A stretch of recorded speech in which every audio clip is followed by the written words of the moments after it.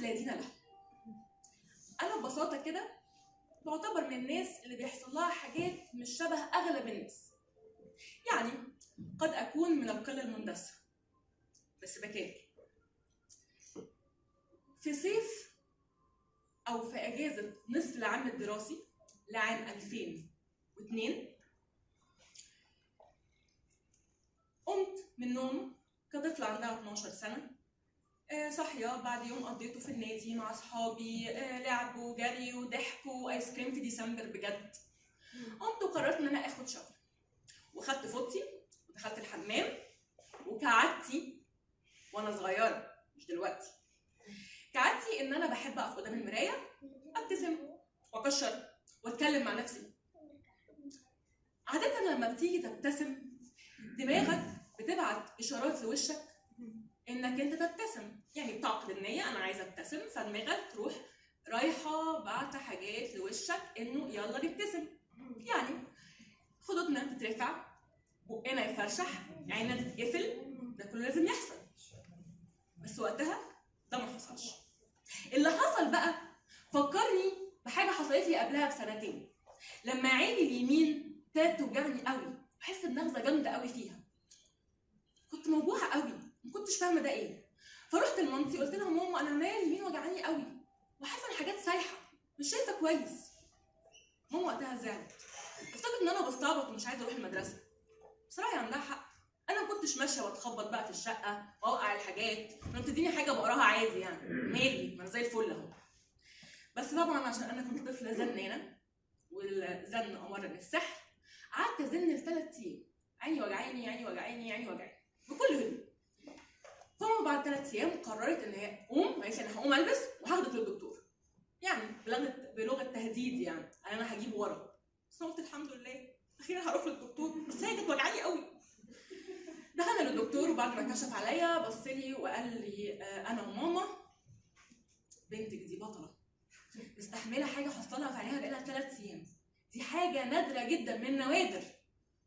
وطبعا عينيا ما سلمتش، بس هي او يعني مش هي بس اللي سلمت من النوادر، وداني كمان.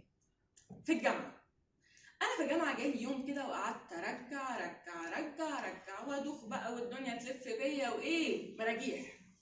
قلت بس تلاقي اذن وسطى زي الناس اللي بتجيلها اذن وسطى وعندها التهاب فيها عادي يعني. ورحت للدكتور لما كشف عليا قال لي لا دي مش اذن وسطى. قلت له امال ايه يا دكتور؟ قال لي انها شويه فحوصات كده واختبارات، وكانت اختبارات كتيره جدا وفظيعه وما فيهاش فحوصات سهله يعني. ومنهم افتكر كانت الاوضه ام ازاز، عارفينها؟ عارفين فيلم الصرخه بتاع نور الشريف يا جماعه؟ لما حبس الهام شاهين معالي زاهد، ما قلتش طبعا معالي زاهد وكل بقى اللي هم خانوه بقى وزعلوه حبسهم في الاوضه وراح طارشهم كلهم عشان هو اطرش هم يبقوا طرش زيه. طبعا كانت ذكرى جميله قوي افتكرها وانا جوه الاوضه الازاز. بعد ما خلصت الفحوصات دي والنتيجه طلعت وقعدت مع الدكتور قال لي ريم انت ما عندكيش اذن وسطى. قلت له ايوه يا دكتور احنا عارفين نعدي بقى ايه بقى؟ قال لي انت عندك املاح. قلت له يا دكتور انا كليتي مش وجعاني، هي مش بتروح الكلى. قال لي صح انت عندك حق، هي الاملاح بتروح الكلى، بس في حالتك انت يعني بيحصل حاجات من النوادر يعني ان الاملاح بتسيب الكلى وتروح للودان. ماشي اشرح لي كمان. بصي كل بني ادم عنده في قوقعه ودانه كده حاجه اسمها كريستالات، لما بيلف بتلف معاه، يبص يمين تبص يمين، يبص شمال تبص شمال. انا فاهم بس غلط صح؟ تاثير الكريستالات. المهم انت بقى الاملاح راحت رايحه للكريستالات دي راحت مزوده بقى عليها فبقتش بتلف، تيجي تلفي ما تلفش بس، فبتدوخي وترجعي وتتعبي والحاجات دي كلها. وطبعا نرجع لعينيا. طب العينيا ايه اللي حصل لها؟ الدكتور قال لي من النوادر. ايه النوادر دي؟ قال لي في حاجه اسمها رايش. قلت له ايه يا دكتور الرايش دي؟ قال لي بصي يا ريم في العادي يعني ان الواحد لما رملايه شريره تدخل بعينيه يروح الحارس بتاع عينيه طاردها. انت بقى الحارس بتاعك ده خد اجازه يوم. قلت له ماشي يا دكتور. فراحت الرملايه دي داخله عند الشبكيه، راحت عامله حفر وقعدت وعجبتها القعده قوي، فانا بس هحط كده بنج في عينيكي وامسك من القط واروح شايلها من عينيكي.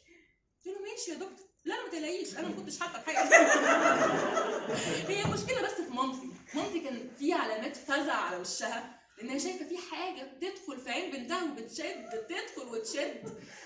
وبعد طبعا ما اتشالت الحمد لله، وبعد كميه جل اتحط في عيني وبقيت شبه القراصنه لفتره يعني اتعالجت. بس يكسب معانا في كل النوادر دي اللي حصل لي في نصف العام الدراسي لسنه 2002 لما جيت ابتسم كطفله بريئه في المرايه ولقيت نص وشي اليمين ما بيبتسمش، وشي حادف على الشمال. يا ابني في ايه؟ وطبعا عشان انا كنت وخيالي واسع ما فهمتش ان المشكله في اليمين، افتكرت المشكله في الشمال. وقعدت افكر هو انا لبستني عفريت ولا ايه؟ في كائن فضائي داخل في بقي وانا نايمه. وفي وسط خيالاتي طبعا دي طلعت اصوت لمين؟ ماما اللي طبعا ما استحملتش طبعا كل مره فزعه احلى من اللي قبلها وجامده كده اتعودت يعني.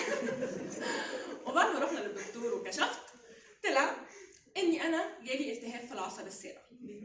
طبعا ده بيجي من الزعل يا جماعه، انتوا عارفين انتوا معلوماتكم كلها صح، هو بيجي من الزعل الشديد في الحالات الطبيعيه جدا واغلب الناس بيجي لها كده، بس في حالات نادره من النوادر بيجي لهم من لطشه هواء جامده ورا الودان. مش قلت لكم ان انا منقله من الدسه؟